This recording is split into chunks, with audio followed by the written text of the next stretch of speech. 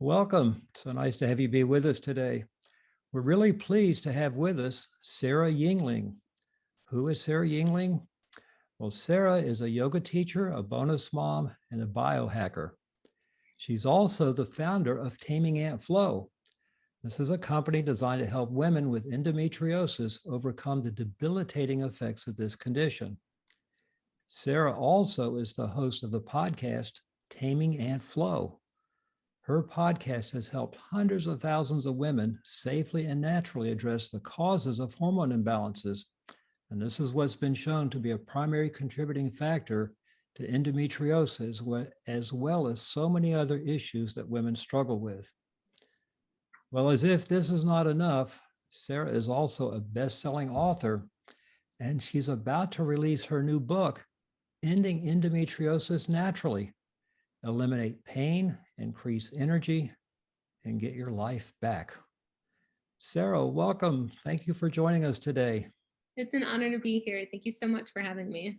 Oh, you're most welcome. We appreciate the time you're devoting to this because we know that your experience is going to be beneficial to a lot of people, a lot of ladies that watch this, and a lot of husbands who really have a part in their wife's overall health care.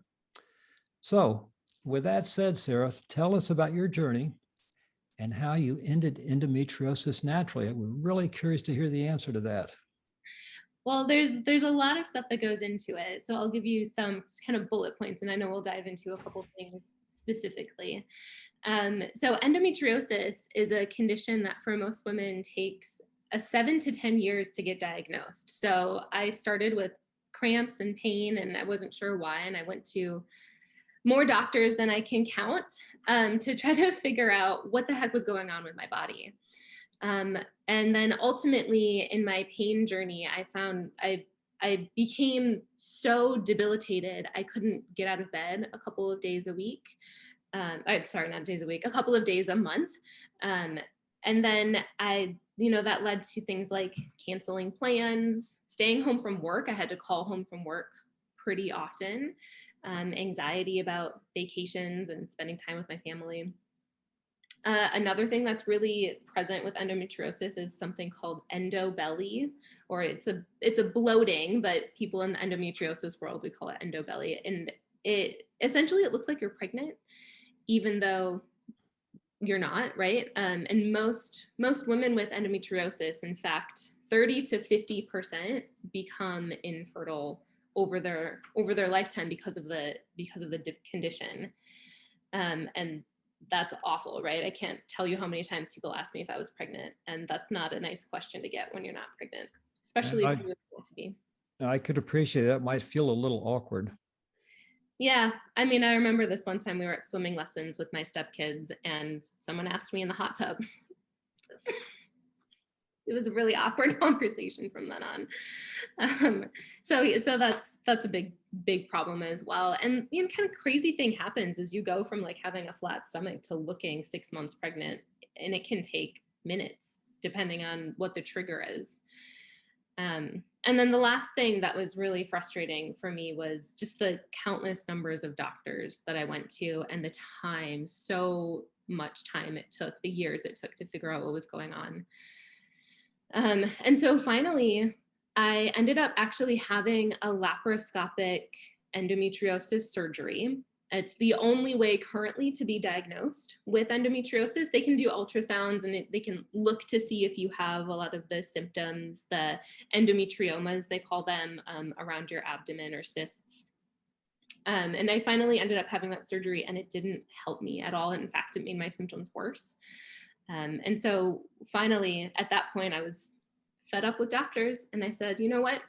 I'm going to go figure this out on my own. There's a lot of information out there, aside from Western medicine, like what you get at a regular doctor's office, and I'm just going to start experimenting on myself.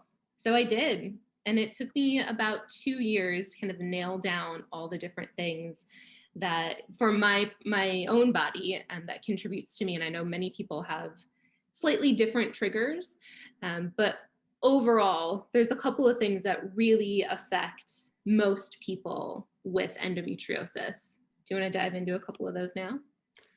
Well, I know that your book is entitled Ending Endometriosis Naturally. but I believe you had mentioned to me earlier that you had researched some of the traditional allopathic medical treatments. Could you maybe Mhm. share a few of those with us? And I think maybe some of them were a little bit unsettling.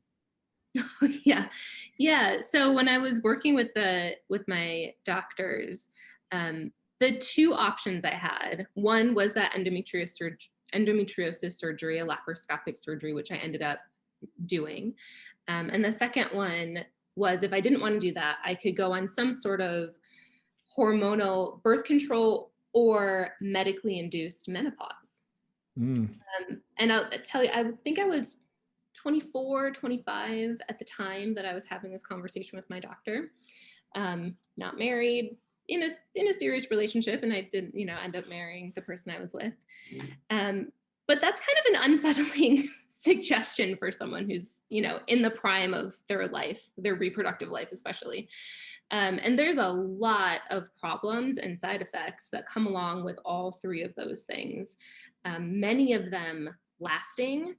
I still have scars from my surgery. mm, And I know, especially from surgery, about 60 or so, the specific numbers on this are a little bit different depending on where you look, but more than half of women who have a laparoscopic surgery will have to have repeat surgeries within 5 or less years of having that surgery for the rest of their lives.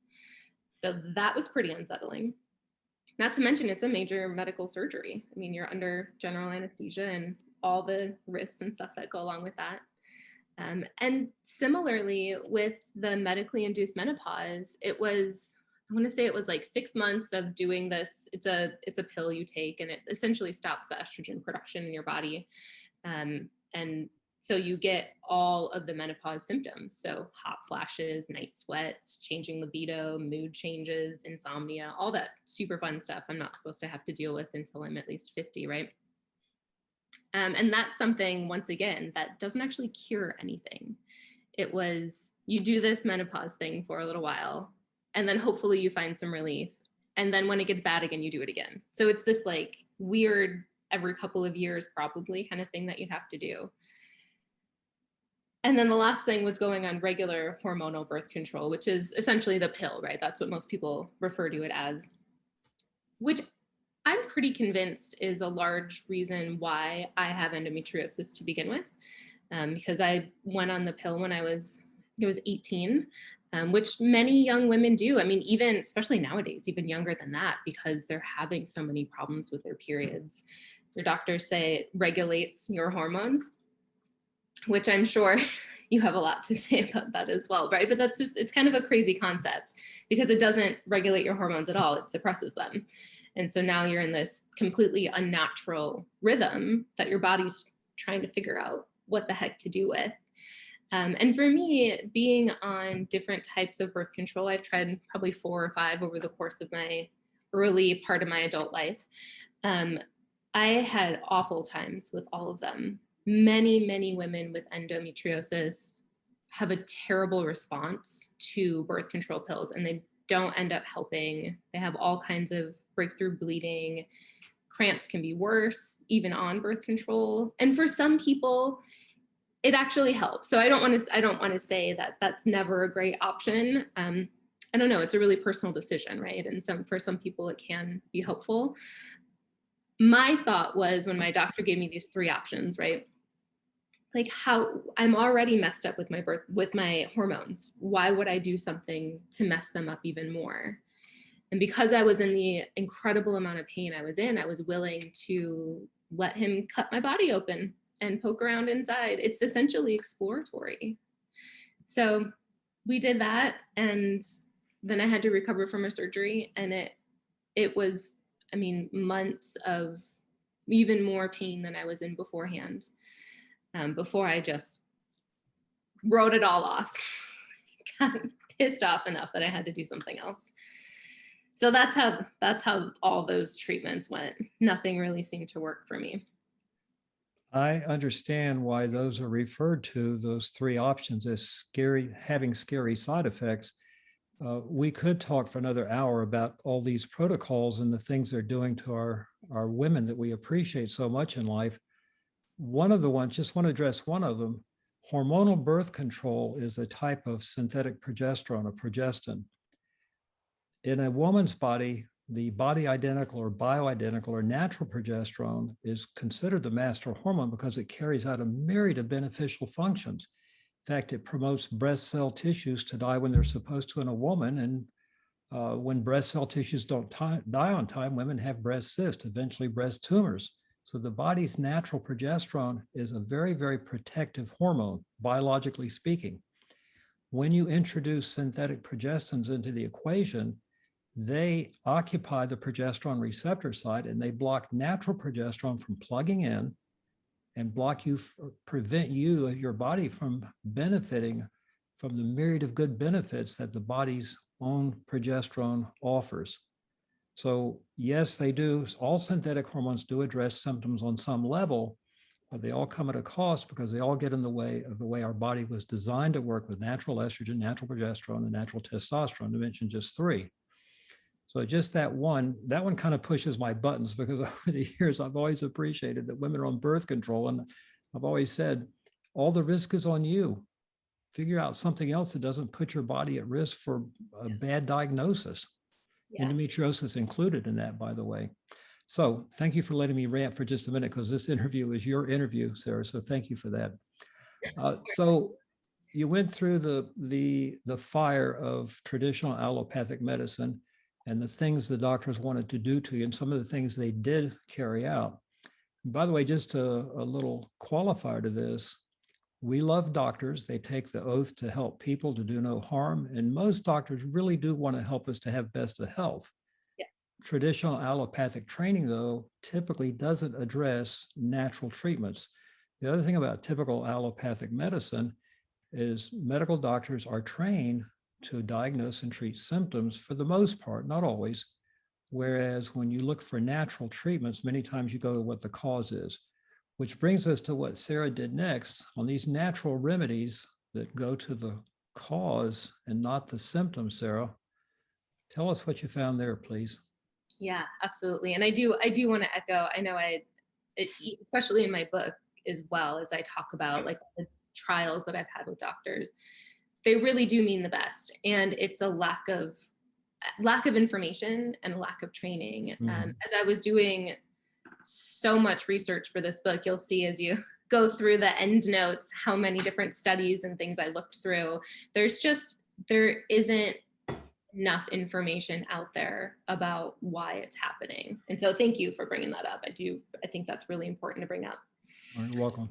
Yeah, so the natural remedies. So I have to extend a huge thank you to you for helping me figure out some of these natural remedies and identify them in my life, right? So some of the biggest things that I looked at and I think that are kind of overarching for all women with endometriosis, these gigantic categories, right? So they're the EDCs, I know we talk about this a lot, the endocrine disrupting chemicals, the prolonged stress management, and then a progesterone cream that's bioidentical and like really good and really healthy to help balance the hormones.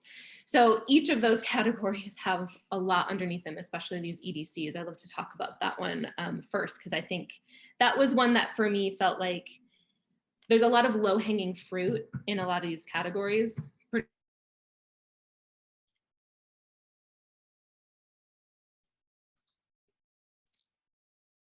If you're still with us, Sara, you're frozen on my screen.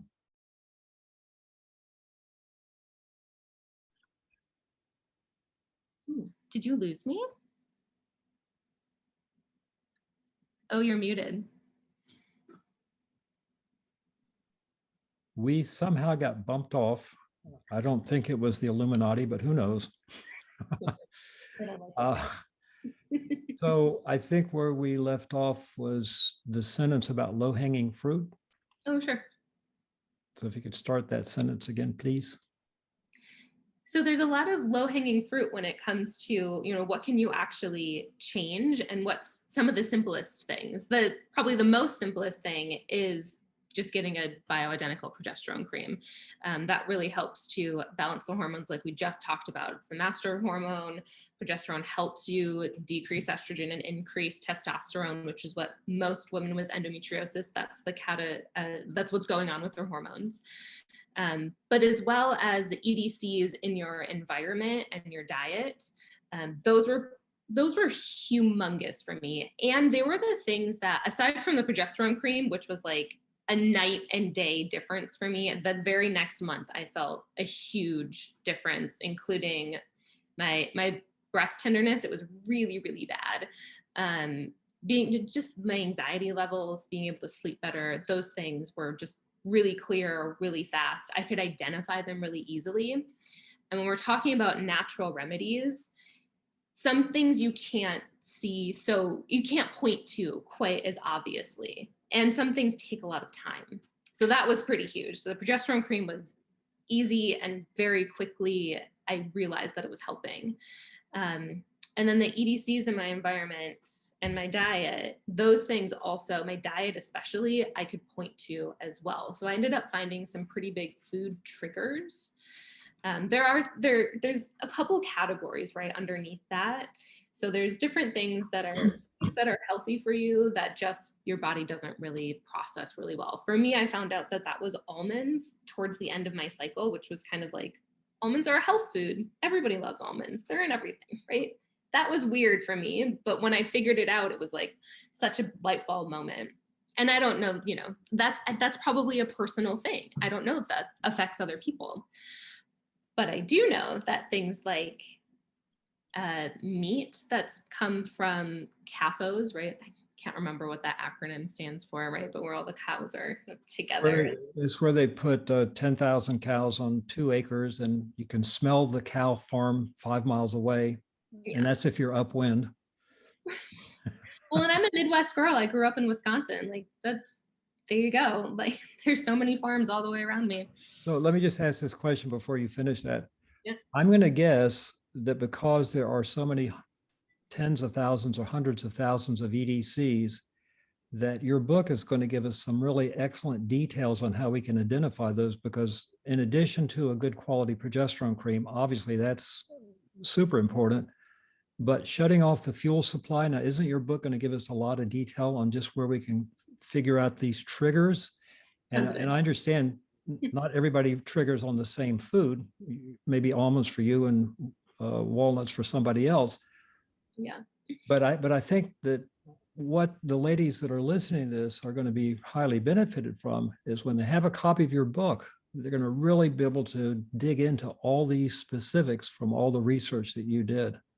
Yeah, thank you. Well, so what I did in the book was I essentially held your hand through different pieces of your life and how to address food, how to address your home environment, where to look for those EDCs, scented soaps and shampoos and things like that. I really like that, Sarah. Yeah. And because so many people don't know what it is. It's not a thing you learn about from your doctor. That's true. But it's hugely impactful. And that includes Dr. Google's not quick to tell you about EDCs also. You really have to do some digging. And that's one of the things I appreciate about you. You're not just a podcast queen, but you're an excellent researcher. Thank you. Thank you. So yeah. What would you say for our viewers today, Sarah? Where are you today compared to where you were at the beginning of this endo journey, if I can coin a new phrase here? Yes, I'm so happy and excited to be an image that people can see that I'm pain-free and I'm belly bloat-free. Wow. I mean, there's a whole lot of other things, right? Those are two of the biggest things. I have a team of doctors who know me, who understand the things that are important to me in my body. And when I'm having troubles, I know who to go to. I've identified who those people are. That is amazing. Yeah. And the reason I say that, in my 26 years of having the privilege of working with ladies, every few years, the questions that come in changes. And in the last 5 or 6 years, the general theme that I'm hearing from women calling in and asking questions is, I did my research, but I'm more confused today than when I started, which is what I love about your book, because you're going to circumvent Dr. Google and help women go to the core of what they need to know. Please.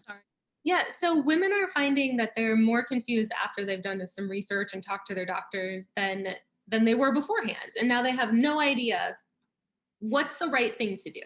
There's so many, it's like having option fatigue, right? And you just don't know where to go, but also so many of those options take a lot of time and energy and money. And so what's the best use of those limited resources in your life? And I was able to figure them all out for myself. And in the book, what I give you guys is my, like, here's your most important things to tackle. And then here's 100 other like possible things that may or may not make a difference for you. But if you can hit those key top things, those EDCs, that progesterone cream, and your prolonged stress management, we haven't chatted a whole lot about that. That's also huge. If you can identify those 3 things and find the ones for you that make the most difference, then that's where you're going to find the relief. And that's exactly what I did. And it took me years and a lot of money and a lot of time and a lot of energy and motivation to figure those things out. And so I'm just like, I'm so excited to have a resource for people who are in my shoes, who can look to something and go, this woman figured it out for herself, and of course, maybe the things that worked for me won't be exactly the things that worked for you. But those main categories, I'm not really a betting woman, but I would put lots of money on. Those are the things. Well, Sarah, I completely 100% agree with what you're saying, that everybody is different. But with that said, genetically, we're 99.9% the same. So there are a lot of things that are fixed constants.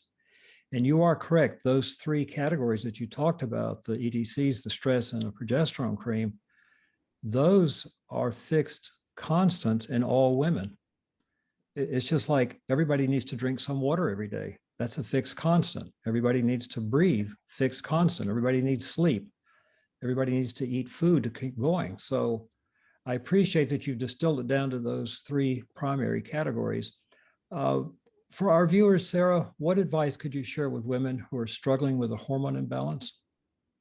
Oh man. So I know that it's easy to think that you've tried everything and nothing worked and the world's out to get you and through it. Like there's just nothing else you can do. I really understand being in that place, and it's a dark place. Mm-hmm. And what I can tell you is changing your body naturally takes time and it takes patience. And I know that those are in very short supply. And it's out there. Solutions are out there. It's hard. It can be hard to find them, but when you do and you start to see those first couple successes, especially that first one, it's so motivating and it can give you that energy that you need to keep going. Just hang in there. That's excellent. Well, Sarah, we appreciate the fact that you have distilled down what a lot of women are searching for. And depending on when you're viewing this particular video with Sarah, her book is going to be released on Monday, June the 7th on Amazon. Now, if you're viewing this after June 7th, you can still find her book on Amazon. It's going to be a bestseller. It's entitled Ending Endometriosis Naturally. Sarah's website, by the way, is tamingantflow.com, which is also the title of her podcast. And then another resource that doesn't have any product on it, but it's bio-progesterone.com. There's a lot of research that's been put into that site. Matter of fact, that front page at bio-progesterone.com has links to over 100 published peer-reviewed studies on the hormone progesterone. It's probably the single most researched page on the entire internet on progesterone. But between bioprogesterone and Taming Ant Flow, you'll find some excellent resources. But no matter if you go to the websites or not, don't miss getting a copy of Sarah's book. You can download it on your Kindle or your iPad or whatever other device you have. And then the paper copy, Sarah, will be available when? It'll be available in July. July? Mm-hmm. Okay. Well, thank you all for watching. And Sara, thank you so much. What a delight to have you on with us today. Thank you. It's been a pleasure. Look forward to our next time together. Me too. Thank you.